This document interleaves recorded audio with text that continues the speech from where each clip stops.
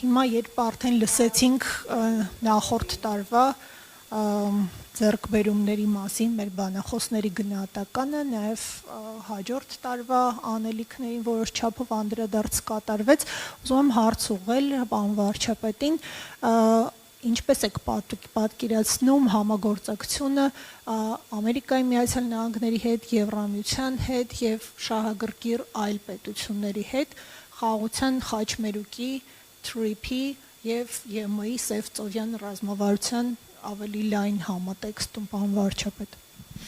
Կարծում եմ Միացյալ Նահանգների հետ համագործակցության շրջանակը մեծ հաշվով այսօրվա փաստաթղթում ընդգծված է։ Իհարկե մենք արդեն համատեղ գործունեություն կծավալենք TRIP ընկերության շրջանակում կառավարելու համար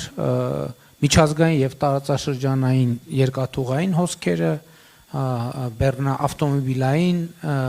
բեռնափոխադրումների, ուղևորափոխադրումների, նաեւ ակնհայտորեն այդտեղ կլինեն գազամուղեր կամ գազամուղ երևի կամ գազամուղեր, նավթամուղ, էլեկտրաէներգիայի տարանցման, արտահանման ոլորտում կլինի համագործակցություն, բայց գիտեք, շատ կարևոր է արձանագրել, որ նախ ես ուզում եմ մենք ընդհանուր առմամբ արձանագրենք, թե ինչ է տեղի ունեցել մեր տարածաշրջանի հետ եւ մասնավորապես Հայաստանի Հանրապետության հետ այս ամենի համատեքստում։ Ըստ էության մենք, եթե կարելի է այդպես ասել, աշխարհի ծայրամասում գտնվող երկրից վեր ենք կացվում աշխարհի բավականին ակտիվ տեղում գտնվող երկրի եւ սրանով շատ բան ասված է։ Իդեպ շատ հետաքրքիր է տնտեսության եւ բիզնեսի վերաբերմունքը եւ արձագանքը այս ամեն ինչին։ Ես օրինակ շատ հետաքրքիր բան ա տեղի ունեցել երեք պետական կարճաժամկետ պարտատոպսերի թողարկում ա տեղի ունեցել, այսինքն դա միշտ պլանավորված ամեն տարի տեղի ունեցող իրադարձություն է եւ երեք Հայաստանի պարտատոմսերի տոկոսը ավելի քան 1.5%-ից ավելի նվազել է, այսինքն Հայաստանի Հանրապետության պարտատոմսերի եկամտաբերությունը նվազել է, այսինքն նրանք ովքեր ձեռք են բերում, պակաս եկամտաբերությամբ են ձեռք բերում, այսինքն Հայաստանի եկամուտները ավելանում են այդտեղ կամ խնայված գումարները եւ պահանջարկը 3 անգամ ավելի է եղել, այսինքն մենք պլանավորած ենք եղել 50 միլիարդի թողարկում իրականացնենք, բայց շուկան ակնկալել է 165 միլիարդի հայտ ա եղել ներկայացված, դրա արդյունքում է որ տոկոսները նվազել են եւ շատ կարեւոր է մենք մեծ ծավալի օտարերկրյա ներդրողներ ունենք, որոնք ձեռք են բերում դրամով, սա շատ կարևոր է, դրամով Հայաստանի Հանրապետության պետական կարճաժամկետ պարտատոմսեր։ Այսինքն տնտեսական միջազգային միջավայրն էլ շատ արագ արձագանքում է այս տեղի ունեցող քաղաքական եւ տարածաշրջանային փոփոխություններին եւ այստեղ համագործակցության նոր եզրեր են բացվում Միացյալ Նահանգների հետ ասցի Եվրամիության հետ կապված ես կարծում եմ որ մենք սահմանային անցակետերի ուղղությամբ արդիականացման կամ ստեղծման ուղղությամբ համագործակցելու մեծ դաշտ ունենք։ Հիմա օրինակ Հայաստան-Իրան սահմանին մաքսային եւ սահմանային անցակետ է մեծ ժամանակակից կառուցվում Հայաստան-Եվրամիության համագործակցության շրջանակում։ Հիմա գիտեք, այնուամենայնիվ իրադրությունը ես չեմ ուզում որ առաջ անցնեմ, բայց ակնհայտ է որ Հայաստան-Թուրքիա հարաբերություններում իրադարձություններ են տեղի ունենալու։ Ակնհայտ է, ես գիտեք ինչ, որ դանդաղ են գործում, նաև Հայաստանի կառավարության համար եմ ասում, ի՞նչն է պատճառը, որ մենք այդպես միշտ հոռետեսության կանխավարկածով ենք լինում, ասում ենք դե թող հələ տեսնենք լինում է, չի լինում, դե երբ որ կլինի դրանից հետո արդեն կսկսենք նախապատրաստվել։ Ես կարծում եմ մի քիչ մենք այս վերաբերմունքն էլ պիտի փոխենք եւ Եվրամիության հետ, օրինակ Հայաստան-Թուրքիա սահմանին ակնհայտորեն կամուրջներ պետքա կառուցվեն, առնվազն մարգարայում կամուրջ պետքա կառուցվի, Ախուրիկում կամուրջ պետքա կառուցվի, Ախուրիկում ակնհայտ է, որ մաքսային եւ սահմանային տերմինալներ պետքա կառուցվեն, Երասխում մաքսային եւ սահմանային տերմինալներ պետքա կառուցվեն։ Իհարկե նաեւ ես գիտեք կանխատեսում եմ, որ հավանականությունը մեծ է, որ նաև Իջևան Ղազախ հատվածում մենք կարող ենք ունենալ որոշակի զարգացումներ, նաև հարավային հատվածում մենք ունենք որոշակի զարգացումներ։ Իհարկե մենք պետք է հասկանանք նաև հետագա աշխատանքում, որտեղ ենք աշխատում տրիպի հետ եւ որտեղ ենք աշխատում այլ գործընկերների հետ։ Հայաստան-Թուրքիա սահմանին նույնպես մեծ հավանականությամբ մենք էլեկտրահաղորդման գծերի բան կունենանք եւ ոչ միայն էլեկտրահաղորդման գծերի վերազինման, որտեղ խորհրդային միության ժամանակներից ինչ որ բաներ մնացել են եւ մենք արդեն մասնավոր հատվածից այդ ազդակները ստանում ենք։ Մասնավոր հատվածը մեզ արդեն ասում է, մենք ուզում ենք արդեն էլեկտրաէներգիայի մասին կարող ենք մտածել Հայաստան-Թուրքիա եւ Թուրքիա-Հայաստան։ Այդ ուղղություններով կարող ենք մտածել։ Մենք ասում ենք, որ այո, կարող եք մտածել։ Ինչու ենք ասում, որովհետեւ գիտեք, մեր բանակցային այն սենյակում, որտեղ ես խոսում եմ նախագահ Էրդողանի հետ, այդտեղ այդ մակարդակում հարցերը պատկերացումները առնվազն այն տեսանելի ապագայի համար, որը այսօր խելամիտ է այդ ժամանակահատվածով դիտարկել, այդ հարցերը լուծված են եւ լուծվում են եւ շատ կարեւոր է, որ այս իրադարձությունները տեղի ունենան։ Պարոն դեսպանը մի հարցի անդրադարձավ կապված էլի բանակի հետ, այո, ես շատ կարեւոր եմ համարում եւ շնորհակալ եմ Խաղաղության եվրոպական գործիքի արդեն երկրորդ որոշման առիթով եւ դա շատ կարեւոր որոշում է, բայց ես էլի ուզում եմ մի թեմայի անդրադառնալ կապված բանակի եւ անվտանգության հետ, որովհետեւ իհարկե մեր խնդիրն է բանակը անվտանգության ապահովման ինստիտուցիոնալ շարքում հնարավորինս հետ դնել, դրա մասին առիթներ ունեցել եմ խոսելու։ Հիմա նաեւ հետեւյալն եմ ուզում ասել։ Տեսեք, ես հայտարարություն եմ արել եւ նաեւ այս ընթացքում մենք խմբեր ենք տարբեր հրավիրում ցույց տալու վերջին տարիներին Հայաստանի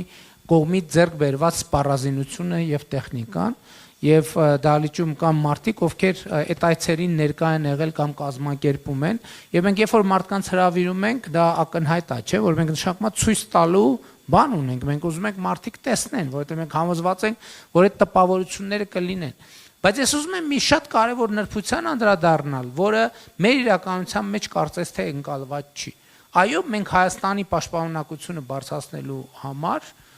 շատ լուրջ միջոցներ ենք ձեռք բերել այսօր արդեն շատ լուրջ միջոցներ ենք ձեռք բերել։ Հարց է ծագում,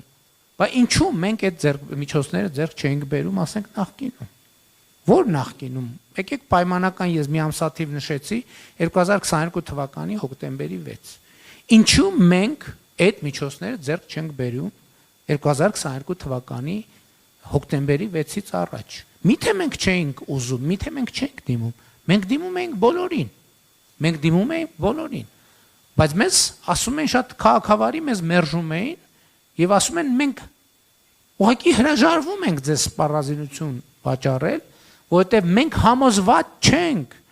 որ դուք այդ սպառազինությունը տեղակայելու եք ձեր միջազգայինորեն ճանաչված տարածքում։ Ավելին, մենք կասկածներ ունենք, որ այդ միջոցները կարող են օգտագործվել ձեր միջազգայինորեն ճանաչված տարածքից դուրս։ Եվ 2022 թվականին, երբ որ մենք Պրահայում հայտարարեցինք Ադրբեջանի հետ արձանագրվեց, որ Հայաստանի Հանրապետությունը եւ Ադրբեջանի Հանրապետությունը ճանաչում են միմյանց տարածքային ամբողջականությունը եւ ինքնիշխանությունը Ալմաթայի հռչակագրի հիման վրա եւ ոչ միայն մենք դա հայտարարեցինք, այլև մեր քաղաքականությունները վերաձևակերպեցինք այդ տրամաբանությամբ, ըստ էության սպառազինության պաշտպանական միջազգային շուկան մեր առաջ բացվեց, որովհետև մենք ասացինք, որ Հայաստանի Հանրապետության բանակը իր ինքնիշխան տարածքից դուրս չի կիրառվելու եւ մենք ըստ էության այդպիսի դե յուրե պարտավորություններ պատրաստ ենք ստանձնել։ Սա ի՞նչ է նշանակում։ Սա նշանակում է, որ մենք հայտարարեցինք, հռչակեցինք, որ Հայաստանի Հանրապետության բանակը կարող է կիրառվել միայն պաշտպանական նպատակներով եւ միայն ինքնիշխան սեփական միջազգայինորեն ճանաչված տարածքի ներսում։ Իհարկե այդտեղ նյուանսներ կար կապված սահմանազատման եւ այլնի հետ, մենք դա էլ պարզաբանեցինք, որ քանի որ սահմանազատման հանձնաժողովի կանոնակարգը համատեղ գործունեության ընդունված է, եւ մենք համոզված ենք, որ այս պահի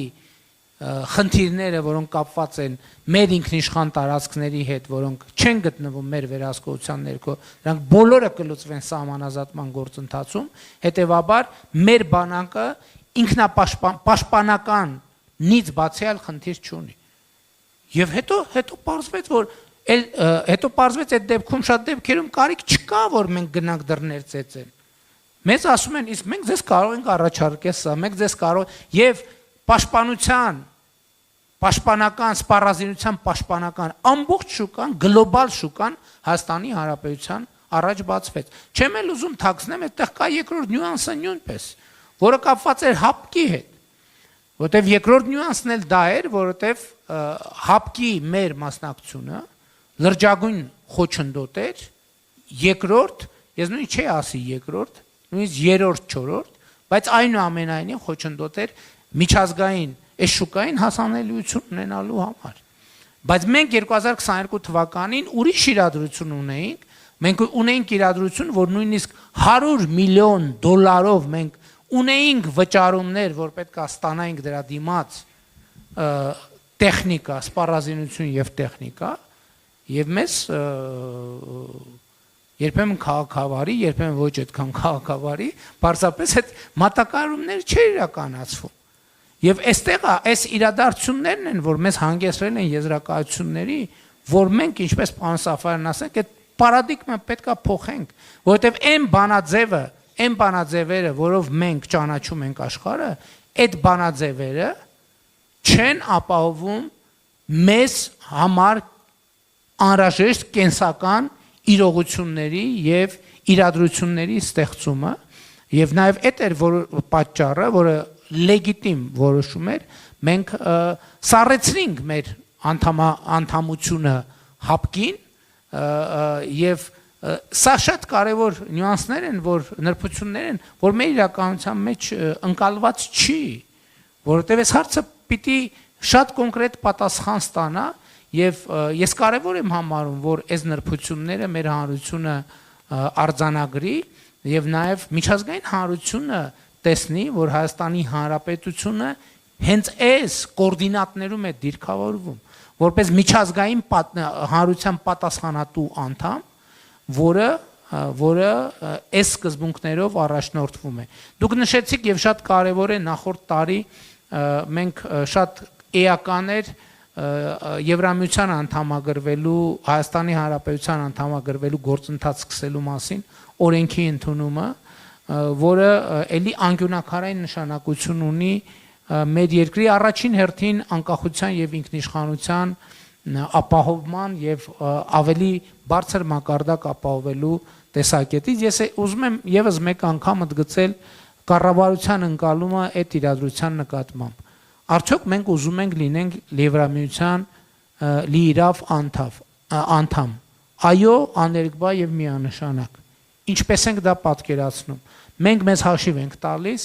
որ որևէ երկիր եւ նախորդող շրջանի փորձը ցույց տվեց, այսինքն այդտեղ չկա, որ աշխարհքաղաքական կամ այլ նպատակահարմարությամբ երկրին չեն ընդունում Եվրամիության անդամ, որովհետեւ դրա համար կա մի շատ մեծ եւ կարեւոր նախապայման։ Երկիրը օբյեկտիվորեն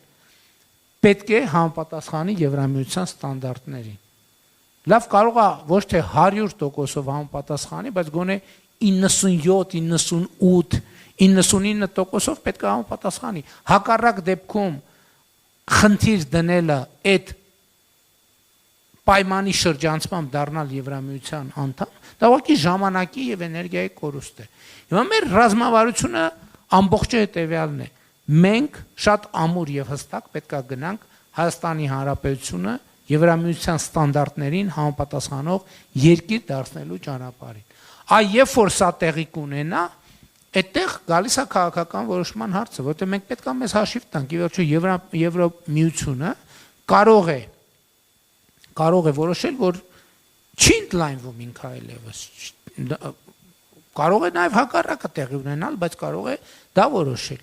Այսինքն այս կետում, երբ որ մենք համապատասխանում ենք, մենք ունենք երկու տարբերակ, կամ մեզ ընդունում են Եվրամիության անդամ, սա հնարավոր է միայն ստանդարտին համապատասխանելու դեպքում, կամ մեզ չեն ընդունում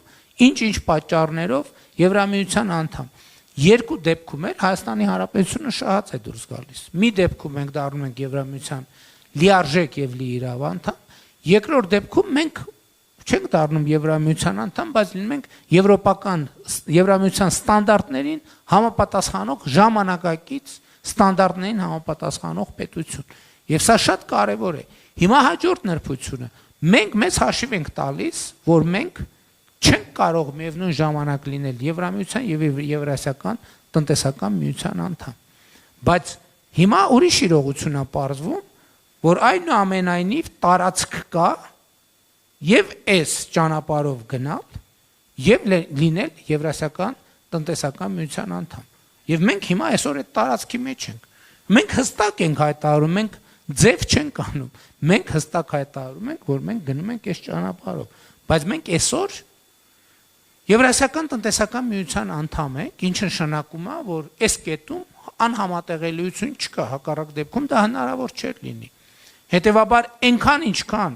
համատեղելիությունը հնարավոր կլինի, մենք կշարունակենք նաև մնալ Եվրասիական տնտեսական միության անդամ։ Երբ որ այլևս համատեղելիության անհնարինություն կարձանագրի, մենք դա գիտենք, մենք Հայաստանի Հանրապետության քաղաքացիների հետ կկայացնենք այն որոշումը, որը կբխի Հայաստանի Հանրապետության ժողովրդի ազատ կամ արտահայտությունից, եւ իմիջիայլոց ես էդ էլ չեմ ուզում բան անեմ, թաքցնեմ։ Էդ էլ չեմ ուզում թաքցնեմ եւ չեմ ուզում դիվանագիտական սեթևեթանքի ժանրին տրվեմ։ Մեր կառավարության մեծագույն առաքելություններից մեկը ես համարում եմ, որ Հայաստանի Հանրապետությունը եւ Հայաստանի Հանրապետության ժողովուրդը ունենա ընտրություն։ Ընդհանրապես մեր նորանկախ շրջանի ամենակարևոր արձանագրումներից մեկը մենք ինչ տարբերակ ունենք, մենք ինչ ընտրություն ունենք, ներսից են ասում, դրսից են ասում, դուք ինչ տարբերակ ունեք, դուք չունեք տարբերակ, մի տարբերակ, կամ մի տարբերակ էլ չի, 0.5 տարբերակ, 0.1 տարբերակ, 0.01 տարբերակ, ոչ, մենք ունենք տարբերակներ։ Մենք ունենք տարբերակներ եւ մեր կառավարության մեծագույն առաքելությունը ես համարում եմ, որ մեր ժողովուրդը տենց շիվարածի կարգավիճակով չլինի, որ մենք չունենք տարբերակ։ Ոչ ժողովուրդ ջան, մենք ունենք տարբերակներ եւ մեր այս ընթացքը ցույց տվեց, որ մենք ունենք տարբերակներ եւ մենք այդ տարբերակները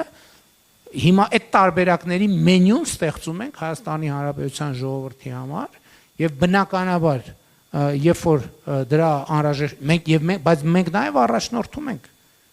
այդ մենյուի մեջ մենք առաջնորդում ենք եւ ասում ենք, որ այո, քանի որ ժողովրդավարությունը մեզ համար ընդամենը հանգամանքների պատահական հանգամանքների բերում չէ,